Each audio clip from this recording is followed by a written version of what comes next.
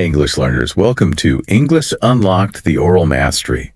Think of this as your daily dose of inspiration where learning English feels like a breeze and improving your life feels like home.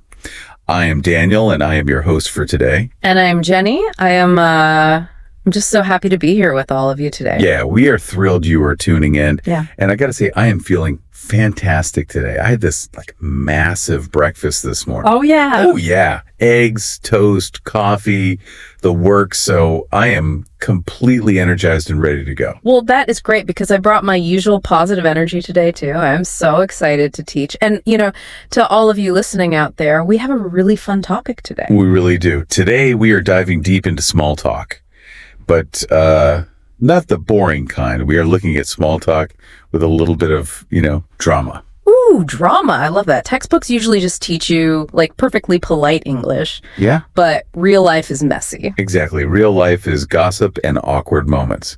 So let's set the scene for you.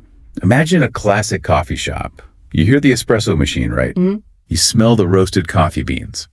And we have these two friends, Chloe and Rachel. They are meeting up at a small table. But before they even start talking, they look across the cafe. Right. And they spot someone they know, a guy named Daniel. Yes, Daniel. And hey, just to be very clear to you listening, this is a completely different Daniel. Yeah. Okay? It is not me. Right. We don't want you thinking our host is causing drama in local coffee shops. Definitely not. I just drink my coffee in peace. But so they see this guy, and we start right at the beginning of their conversation.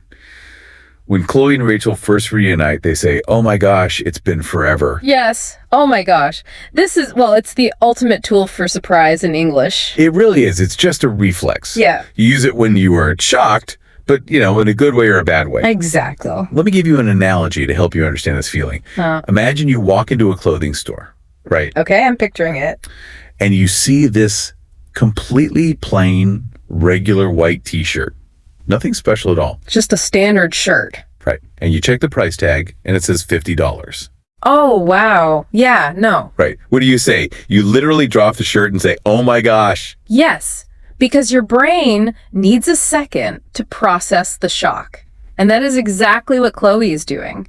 She is genuinely happy to see Rachel, so her mood just instantly goes up. Oh my gosh. It just buys you time. But then they use this phrase, "It's been forever." Now let's stop and look at this for a second. Let's do it. Because I want to ask you a question. I want you listening to think about this too. Does forever mean a literal 1,000 years? Well, no, of course not. Right. Because they were just humans. They haven't been apart for centuries. So what is happening here? It is a friendly exaggeration. In spoken English, native speakers exaggerate all the time to show warmth. If you just say, "I haven't seen you in 3 weeks," it sounds like a math problem. Yeah, it sounds super cold, like a robot. Yeah. "I have not observed you in 21 days. Exactly. It lacks emotion. When you say "it's been forever," it just means a long time. It shows you miss the person. In fact, I used this just this morning. Oh, really? Who with? With my neighbor. I was walking to my car, and I saw her getting her mail. I hadn't seen her since last Tuesday. But I smiled and said, "Oh my gosh, it's been forever." Since Tuesday. Yeah. That is so funny. But it works, right? Because it builds an instant connection. Yes, it tells her I value our interactions. It bridges the gap. So Chloe and Rachel have this warm reunion, but then the tone completely changes. Oh yeah. The drama starts. Chloe leans over the table, she lowers her voice, and she drops this perfect conversational hook. She says, "You won't believe what I just saw." Oh, that is such a powerful phrase. If you're listening, you need to write that one down. Why does it work so well? Because it triggers instant curiosity. It makes people drop literally everything they're doing. If you say that to me, I'm putting my phone away immediately. Right. You are not looking at the menu anymore. You are looking right at me. Exactly. I am giving you my full attention. Yeah.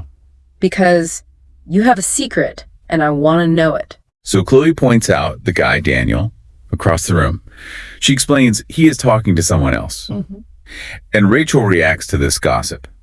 Rachel just says, "No way." No way. 2 simple words, but they do so much work in English. Yeah, I mean, if we think about the literal meaning, it sounds like a street sign, right? Like, no way forward. Right, like a dead end. But socially, it means that's impossible or I am shocked. Let's give you listening an example. Let's say I came into the studio today and I looked at you very seriously. Oh, okay. And I said, I have terrible news. There is no more coffee left in the entire world. No way. See? Perfect reaction. Well, knowing your coffee obsession, that would be a literal nightmare for you. Oh, it would be the end of the world. But your reaction was perfect. No way. It shows disbelief and it rewards the person telling the story. Yes. When Rachel says no way, she is basically telling Chloe, this gossip is amazing. Please keep talking. So they are watching this guy. And Chloe notices something. She says that Daniel is using the same lines as always. Lines. This is a tricky word for English learners. It is because, okay, let me push back on this a bit. When I say the word line, I just think of, a straight mark on a piece of paper, like drawing a line with a pen. Right. That is the physical definition. Or maybe like a line of people waiting at the supermarket. Yeah. So what does it mean in a cafe conversation? In a social setting, a line is a fake story or an uncreative excuse. It actually comes from acting, right? Like an actor memorizing their lines for a play. Oh, that makes so much sense. That's it. So it is not real. It is a performance. Exactly. People use lines to impress someone or, to get out of trouble. It is rehearsed. So what is a classic example of a line? Well, the one in our source material is very common. I've been so busy with work. Oh, the ultimate excuse. Yes. I mean, sometimes it is true. People get busy. But a lot of times it is just a line. It is a polite way of saying, I forgot to text you back, but I don't want to admit it. It is a shield. It protects you from an argument. I actually had a coworker a few years ago who was the master of lines. Really? What did he do? So our office opened at exactly 9 a.m. And this guy was late every single day. I mean, every day. Oh, no. Management must have hated that. Oh, they did. Our boss would always ask him why he was late. And he never told the truth. He never said, I slept through my alarm or I was watching TV. Let me guess. What did he say? He used the exact same line every day. No. The traffic was terrible. Wow. The traffic line. Yes, the traffic was terrible today. Everyone knew it was a lie. The boss knew it was a lie. But it was just easier to accept the line than to yell at him every morning. That is the thing about lines. We all agree to pretend they are true just to keep things smooth. Right. But Chloe and Rachel, they aren't talking to Daniel. They are just watching him from far away. So they can see right through his fake performance. And they actually laugh at him. Yeah, Rachel uses LOL. She literally laughs out loud. But they can't just stare at him forever. They have a mission. They came to the cafe for a reason. So they say, let's grab a coffee. Grab coffee. This is such a great example of casual English. I love pointing this out to learners because, textbook might teach you to say something very stiff. Like a robot. Yeah, exactly. A robot would say, let us proceed to the establishment to consume a beverage. Oh my goodness. If you said that to me, I would run away. It sounds so unnatural. Right. Native speakers don't talk like that. We use the word grab to lower the pressure. Grab just means to take something quickly with your hand. It makes the action feel easy. If I invite you to a formal dining experience, that feels like a huge commitment, right? Huge. I have to dress nicely. I need 2 hours of free time. Exactly. But if I just say, hey, want to grab a sandwich? It feels fast. If you are busy and you say no, it is not a big deal. Grab a coffee, grab a bite. It keeps the friendship casual, so they are going to grab their drinks. But Chloe is still thinking about this guy, Daniel. She can't let it go. No, she can't. Yeah. She tells Rachel a story about a time she talked to him in the past. He gave her one of his fake lines. And she says, I just looked at him like, really? Ooh, the really look. This is my absolute favorite part of our deep dive today. It is so powerful because it is not just the word. It is the facial expression. Yes. The power of a look. When Chloe says, really here, she's not asking a question. She doesn't want an answer. No, she's giving a judgment. Let me try to describe this look for you listening.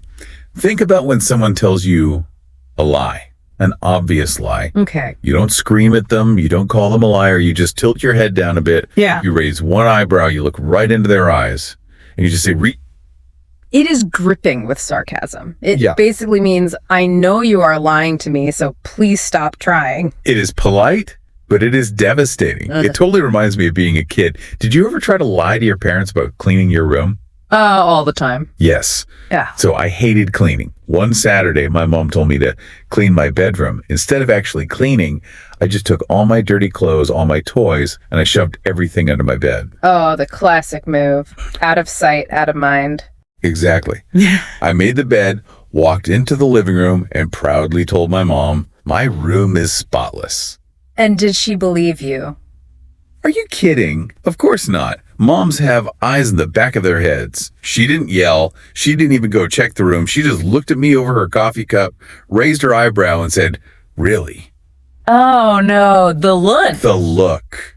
I broke immediately. I was like, okay, I will go clean under the bed. That is amazing. That one single word with that specific look just completely shuts down a fake story. So Chloe used that look on Daniel before, which is why she thinks it's so funny that he is trying his lines on someone else now. But they also smart. They know they need a plan. They don't want Daniel to notice them and come over. Right, that would be so awkward. So they come up with a strategy using two very common English phrases.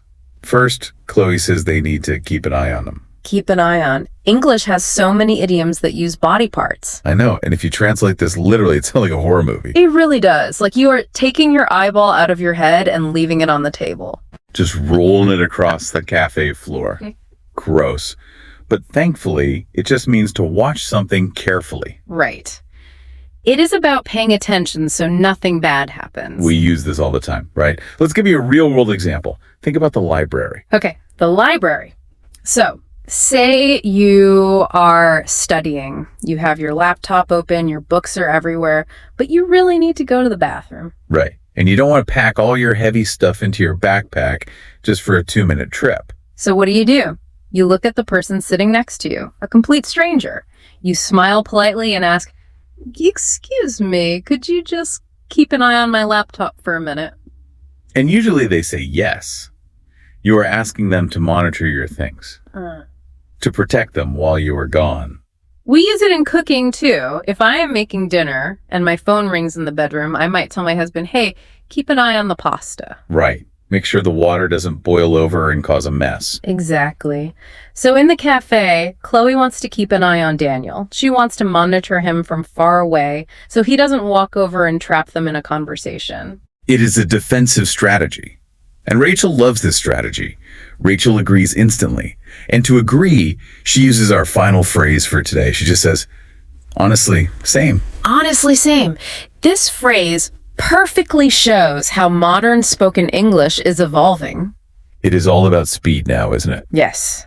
It is the absolute fastest way to agree with someone. Because in the past, or in a formal setting, you would have to use a full sentence. You would say, I completely agree with your plan to monitor him. But nobody has time for that in a casual chat. Language shrinks. Same is basically a mirror. You hold it up to show you feel the exact same way. It is very common on the internet, right? Oh, hugely. People scroll on their phones, they see a post they relate to, and they don't want to write a long comment. They just type same, and now we say it out loud. Let's demonstrate this for you listening.